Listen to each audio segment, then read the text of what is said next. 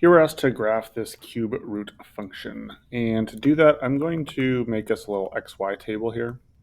And a couple things that is helpful for this is that there are some easy cube roots that I'm going to end up dealing with, where the cube root of -1 is just -1, the cube root of 0 is just 0, and the cube root of 1 is just 1. There are also things like, hey, the cube root of 8 equals 2, or the cube root of 27 equals 3, which again, they may be helpful in certain graphs. This one here, not so much, but as we go through here, it's really important to understand these, because the hardest part of this problem is to find the correct x values, because I want to find an x value that makes the inside of this cube root in my original equation one of these numbers here that makes the math really easy. So what I'm going to do first here is I'm going to start with making the cube root on the inside equal to 0.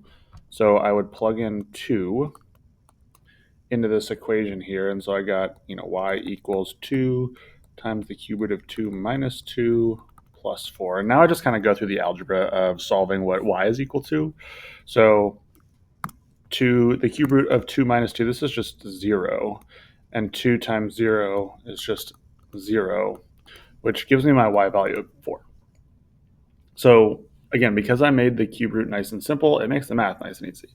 So the next thing I'm going to do here, I'll plot this point to 4. Next thing I'm going to do is I'm going to plug in something that would give me the cube root of 1. So to do that, I'm going to plug in the x value of 3, because if I plug it in here, I get 3 minus 2, which is 1.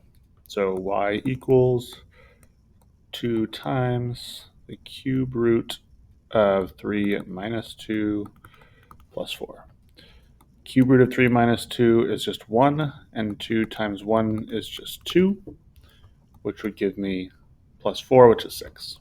So 3, 6 is another point we got. Now, if I wanted to keep going larger and larger numbers here, again, I could look at trying to find the cube root of 8. So that would give me like an x value of 10, which obviously doesn't lay on this graph. So not going to be super helpful, but if I did plug that in, I'd get 10 minus 2, which is the cube root of 8, which is 2.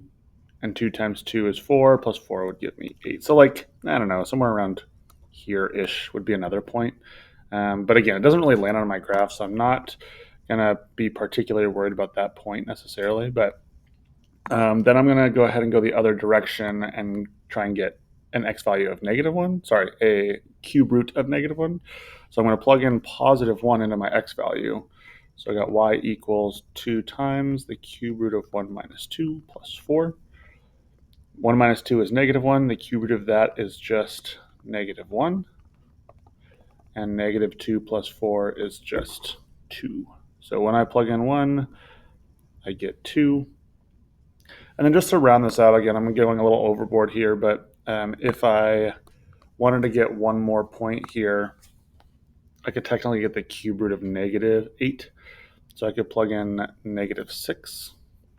So y equals 2 cube root of -6 minus 2 plus 4.